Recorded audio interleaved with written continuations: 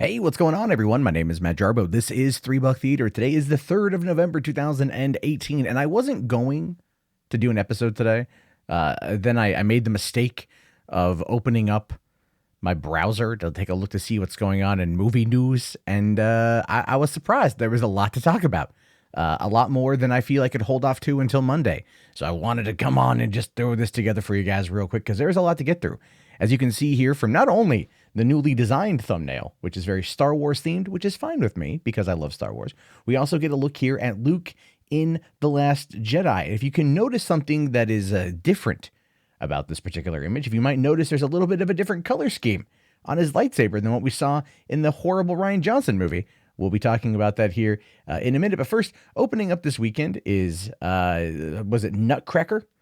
Right? The Nutcracker one, the whoever the hell it's called. Apparently, it's not good. It's getting pretty tanked in the ratings. And Bohemian Rhapsody, the Bryan Singer mostly directed film, opened. It's going to be pulling in about $40 million apparently, and then that's pretty good, considering that the movie is apparently doing really well with fans, even though it does kind of glamorize and scoot over a couple more of the darker elements of Freddie Mercury's life.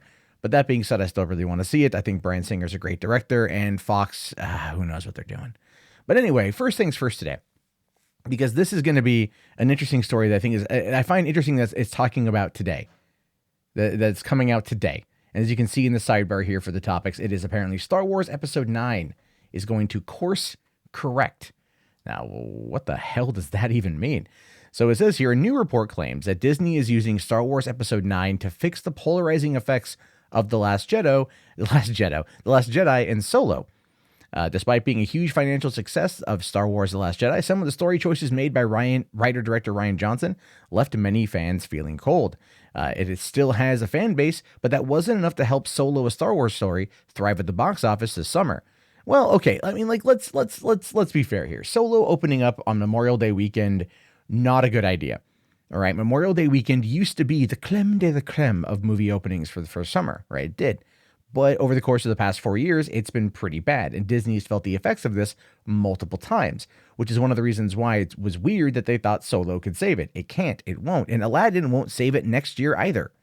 So Memorial Day weekend is just not a weekend you want to have movies coming out, especially when you've got so much other stuff coming out over the course of the month. People blow through their load of money pretty quick. And I think that's one of the things that happened to Solo. On home video, from what I've been able to figure out, a lot of people have seen it, and a lot of people have actually really, really, really liked it. Those who missed it in theaters enjoyed it on home video, which is sad because to me, it is a theatrical film, but it is one that I've watched multiple times so far on home. I love it. I thought it was great. Way better than The Last Jedi. But it goes on to say here, if you're one of those fans who was left feeling unsatisfied by The Last Jedi and or Solo, then you may be in luck. A new report from Variety. So this isn't like Mike Zero making a video and express.co.uk picking it up. This is Variety. Says here that the upcoming yet untitled Episode 9 will be a course correction. There is no further word on how the trilogy ender, directed by J.J. Abrams, would specifically go about correcting some of the polarizing aspects of the franchise. Well, okay. Let's kind of like quickly dive into how he could do it, right? How J.J. Abrams could quote unquote course correct. For one, Mark Hamill ain't dead, right? Luke Skywalker isn't dead. Or if he's a Force ghost, he is a Force ghost with a lot of screen time. All right, like a lot of damn screen time. We need to find out some more about Snoke. Snoke has to be the bad guy. Like, again, it can't just be Kylo Ren, or it's got to be years in the future and Kylo has gone full psycho and pushed the resistance underground to the point of where they're amassing a comeback, but it's going to take time. Now, we've heard reports earlier this week about Kylo having another super weapon, kind of harkening back to another take on Return of the Jedi. I really do hope that's not the case. I really do hope that's not a reality, because we don't need that again. Like, a course correction in this particular case is not going back to Return of the Jedi and copying that beat by beat. There are elements of The Last Jedi that not only pulled from Empire Strikes Back, but also pulled heavily from Return of the Jedi, which is one of the reasons why many people felt that it was two films carved into one. Never mind the length, it just stuff didn't make a lot of sense. And as we've learned, and as we know, Rian Johnson is not a good writer he's not a good writer. I give him credit as being a director. He's a very solid director. That or he had a very good cinematographer. So whoever that guy was, give him more work. But I don't know what they're going to do to reportedly course correct episode 9. But this might just be hype by Disney. It might just be hype. Let's be fair. It could be hype. They could be coming out like, look, let's leak this article to Variety, leak this tip that J.J. Abrams is going to course correct, right? Because let's be fair, everyone who hated The Force Awakens, maybe not everyone, but a lot of people who hated The Force Awakens saw The Last Jedi, hated The Last Jedi so much they went back to Force Awakens like, that's not bad. It wasn't as bad as I remember. And in fairness, The Force Awakens got better over time. I watched it multiple times and it got better every time I watched it. I can't do that with The Last Jedi. I've tried. I just cannot. So we'll have to wait and see how it gets fixed. But speaking of getting fixed, and this is interesting. So this just popped up on the 1st. I missed it until today, but apparently Ivan Ortega has released his first trailer for the Last Jedi fan edit. Now, I'm not going to play the trailer, mostly because I don't want to get, flagged by anybody, any copyright strikes or whatever. But you should watch the trailer here. The trailer is good. The trailer really does make you actually want to see this movie. And it does, to an extent, make you actually care about what's going to happen. Because even though you know what happens if you've seen it, watching what Ivan has put together and the sequence of events he's put things together does somewhat feel like things are changing. Especially there's a scene in there with Admiral Akbar addressing everybody at the scene where Akbar died, where they said Admiral Akbar was killed and they just took in shots from him and Return of the Jedi and put it in there. It's like, yeah, give that Mon Calamari his due, goddammit. You give him his due because he should not have died like that. That, again, is one of the most egregious aspects of The Last Jedi, in my opinion, is the fact that Rian Johnson just totally took Admiral Akbar out back and 2 shots in the back of the head and then left his body to rot. That's what he did. That's what he did. But anyway, I just with this article here from Seth MacDonald, I do want to kind of touch upon what he says because I agree with him here. Because he says here, personally, this looks like a much more interesting than the actual film. It tells a story I prefer over what Rian Johnson came up with. One thing is for sure, The Last Jedi is the most divisive film in the saga. There's not much argument there. However, there will be arguments over whether the actual film is good or bad until the end of time, and maybe even after that. And that he's got a point there. He's got a point there because he's gone through with this trailer, and he has, for one, he color corrected Luke's lightsaber, so it wasn't the blue lightsaber that Luke had at the end of Jedi. At the end of Empire, or the one he lost, right? His blue lightsaber, his father's lightsaber. And that was one of the things that people had a problem with in regards to The Last Jedi, because, Rey's lightsaber, Luke's original lightsaber, Anakin's lightsaber broke, right? It broke in that battle in the throne room. And then here comes Luke, and Luke has the lightsaber. People wanted Luke to have his last lightsaber, which would have been his green lightsaber, because we saw the green lightsaber when he attempted to kill Kylo. Now, what was interesting too is in the trailer, it starts off with the opening shot of it was a final shot of it was the opening shot of Last Jedi. My bad. I think it was the last shot of The Last Jedi, where she hands him the lightsaber before he throws it over his shoulder. And she hands it to him, and this one it reverses the image and she takes it back. Right. And it's then him saying like, no, the Force is gone, sort of thing, implying that he won't be her teacher, but he's not, but he's handling the lightsaber with respect. And that was such a significant thing for me. Like watching that, I'm all like, oh, damn, man. Like, yeah, Ivan, you nailed it, buddy. Because I don't even know the guy, but I'm just saying it's like that was such a divisive moment for me when I watched it in the theater for the first time. And she hands him the lightsaber, and you're all like, yeah, Luke, take the lightsaber. And then he hucks it over his shoulder, and you're like, what the ass? What in the ass is going on? I don't get this. I don't understand what you've done to me, sir. What have you done, Luke Skywalker? That has everything to do with that. It's just absolutely bonkers that they even remotely pulled that off. But then other little things in here as well tells a different story.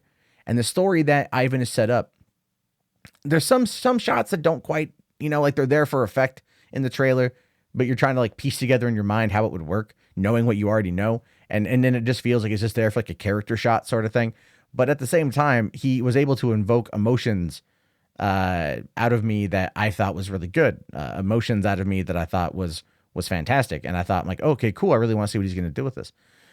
So I do hope. I got to reach out to Ivan, see if he would like hook me up, with a pre-screener to review, because I'd love to review it. A lot better than the 47-minute womanless fan edit of The Last Jedi that came out a while back, which I never got around to actually watching, but it was the concept angering so many people cracked me up. So yeah, at the end of the day, we don't know if this is ever actually going to come out, right? We don't know if this is, I mean, there's no way this is ever going to come out in any official capacity because of legal liabilities, right? Like Ivan can edit the trailer because he owns a copy of the movie, and there's like, you can edit things that you own, like that is legal under copyright law, but there's in no way would he be able to release it in any actual fashion. Like what he's probably going to do is give it to a couple people through, like some form of, I don't know, like, BitTorrent or some crap like that, right? And then it probably will get leaked online in its own right that people can then download for free. He'll be like, I didn't do it. It just got leaked out there. I don't know how it happened. And then we'll have to wait and see. But the interesting thing with this, and then I'll move on to the next topic, is it's interesting to see who covers it. And the reason why I wanted to look at this Latino movie review or Latino review, article is the fact that, for one, this is a decent sized site. It's a well-known site. Two, they're talking about this in the positive, not attacking it for being misogynistic fanboys, not attacking it for hating on Rian Johnson or Kathleen Kennedy. Even though Ivan has been very vocal about his opinions about this, and I've seen those, this is not an attack. This is an interesting trailer. I'd be interesting to see where the edit actually goes, right? Because we always hear about this from, let's say, like Topher Grace. Oh, Topher Grace re-edited the Spider-Mans or something like that, or he re-edited Spider-Man 3 or Spider-Man trilogy into one movie. No. He re-edited like the Hobbit films into like one movie, but we're never, ever going to see the edit. We just hear about the edit. Like, well, then why are you telling us? Why are you telling us Topher Grace like put together this wicked one movie edit of the Hobbit? We're never going to be able to see it because he's never going to get the clearance from Warner Brothers to go out there and like screen it anywhere. So like, why? That's such a stupid thing. But here, I think they'll be able to find a way, and I'll reach out to Ivan and I'll be like, hey bro, hook it up. And then of course, if I see it, I'll tell you guys what I think, and hopefully one day you all will be able to see it too. Now let's take a look here at at a movie that nobody wants, that apparently is going to exist, but I'm somewhat interested in due to the director. Labyrinth 2 director explains why he's doing a sequel and gives a script update. Now it says here, Fede Alvarez has provided us with an update on the status of Labyrinth 2. The Jim Henson classic has a sequel in the works for a few years now, and Alvarez, whose previous works include Don't Breathe and the Evil Dead remake, both of those are fantastic. And I really want to see this girl, the girl in the spider's web, because he's handling that as well, was tapped last year to helm the project. Now he's offered a bit of insight. He says here that I never said, he updated about the script because there was a script update from last week. He says, I never said the script was complete. I never believe the script is actually complete. What we do have is a first version of it. Well, we have a first version that I think is amazing. I'm sure we've got to write more because that's the way we do with Jay Basu. We're going to keep writing until we believe it's a perfect script. We're going to try to get there because that's one that has such a beloved fan base, me included in it. I would never do anything that's far from perfect, or at least I'm going to try to aim there. I will take some time because that's not something you rush. It's been enough years that I think no one would rush that one. We're going to try to get it right. And I can appreciate that mindset, right? I can appreciate that mindset. One of the things I really hate is when studios go, we're going to do a sequel to a movie that you don't want. And then they're like, but we're going to get it out next year. Because then they bring in, a screenwriter. It's not always a screenwriter's fault, right? There's always a movie you write, the movie you shoot, and the movie you edit, and then they assemble a cast and they go and they shoot for a month and they make the film and then they edit the movie and then it comes out and it's not very good. And oftentimes it rolls back to the script. Now, the script does get changed while they're shooting the movie. There is like the drafts, right? Traditionally speaking, there's like 3 drafts of the films, traditionally speaking. And then from there, you go and, you shoot the movie and then they do script edits while they're in the movie. And then what they shoot and then what they add and then what they edit, it becomes a whole different thing. Oftentimes the script from beginning to end, from writing it to screen is totally different unless you are writing and directing it yourself. Right. And studios don't come into play. One of my favorite examples of that, it's kind of off topic, but one of my favorite examples is Dogma. I first read the script for Dogma in June 1999 on IGN because IGN posted the whole script. and I read it in my high school library, and I loved it. And then a few months later, I saw the movie, and I recognized there was a lot there that was missing. And then when I bought Dogma on DVD, and it had all of the 100 minutes of extra scenes that were cut out of the film, which I still wish Kevin Smith would release the 3 hour and 16-minute cut. Dogma 316 is what he should call it, because it had all of the extra scenes. And the thing is, they were all in that script that I originally loved, word for word, for the most part, from what I remember. Again, it's been like 20 years. So there's that, or 19 years. So, I mean, in that regard, I'd like to see more of that. But anyway, I'm curious to see what's going to happen with this. I'm curious to see what's going to go on with Labyrinth 2, but with no Henson and no Bowie, I don't know. I don't know. I mean, as long as they don't try to shoehorn in everything, I mean, they can give us a new Goblin King, but whoever the new Goblin King is, it's going to have to be someone who's got the swagger like Bowie, who's got, I mean, hopefully they'll give him a better pair of tights, so we're not looking to see what religion he is the whole freaking movie. But at the same time, it's got an uphill battle to go. But to be fair, Fede Alvarez's Evil Dead remake was solid. It was a solid remake of a movie that came out in the early 1980s. So I'm willing to give this guy the benefit of the doubt. He knows how to craft a good dark story, and this is going to be a dark story. They just want to make sure they get it right, and that's cool with me. So anyway, finally today, guys, let's take a look here at this one. This blew my mind. This came out last night. I didn't even know about it till this morning. But apparently, official Night of the Living Dead sequel is happening with Romero's original team. Now, I don't know how many of these guys are left alive in the quote-unquote original team, considering that the original came out 50 years ago. 50 years ago this year, and yet there hasn't been, as far as I can tell, there was no big, screening of the movie. No one got a copy of the print. That I mean, and the thing is, it's in the public domain, right? So, anyone can remix or remaster or remake Night of the Living Dead because of that. But they're doing an original script. Now, it says here, 50 years after the late George A. Romero changed the face of horror movies forever with his original zombie classic, Night of the Living Dead Part 2 is happening. Living Dead Media, the company entrusted with handling Romero's classic, have announced that they intend to release an official sequel with some of the original creators involved. Billed as Night of the Living Dead Part 2, the follow-up is expected to arrive in 2019. Well, here's the thing, is we're almost at 2019, so I don't quite know where it stands. But anyway, it says, for the time being, the company is being somewhat quiet in regards to details. But here's what they say about it. They say, that history in Night of the Living Dead's place on the Mount Rushmore of horror films is known by most horror fans and people all over the world. But unknown to most is that in the 1970s, the original writers and producers of Night of the Living Dead penned a sequel to their masterpiece, a sequel that has inexplicably gone unproduced for over 40 years. Until now, Living Dead Media has brushed away the dirt from this amazing follow-up to a classic and brought together a great team to produce a new film. And saying here that George's wife, Suzanne Droscher Romero, has previously revealed that her late husband has left behind 40 or more scripts that haven't been produced. So I don't know what's going to come out of this. I don't know what's going to be huge with this. I don't know if it's going to be good or going to be bad. There's no director. There's no details, but they say it's coming out next year. And I'm wondering if they're going to choose a more run and gun approach to it, similar to how Romero always kind of approached his films, right? Because if you look at how Romero approached Night of the Living Dead from 1968, very low budget, very controversial in the 1960s, casting a black man as a lead, which was a really interesting call at the time, and how kind of progressive he's always been in that regard, where they're going to take it. Now, Romero's later works has been a little bit iffy, Land of the Dead, Diary of the Dead, and then Survival of the Dead, whatever that last one was, I think. Again, I never saw it, but it was kind of up in the air from what I heard. But I loved Diary of the Dead. I saw that midnight show 10 years ago in theaters. Valentine's Day night. Ditched my date because she didn't want to go see it, and I went to the midnight show by myself. Totally worth it, in my opinion. And that being said, I'm really interested to see what they're going to do with this. I really want to know how they're going to handle it. I want to know if what format it's going to come out. Is it going to be theatrical? Is it going to be streaming? What's the budget? Who's the director? Who's the cast? And the thing with Romero and the way Romero approaches these things, it was always kind of unknowns. So I'm really interested to see how that's going to play out. And I hope to cover it more as we get through this whole thing.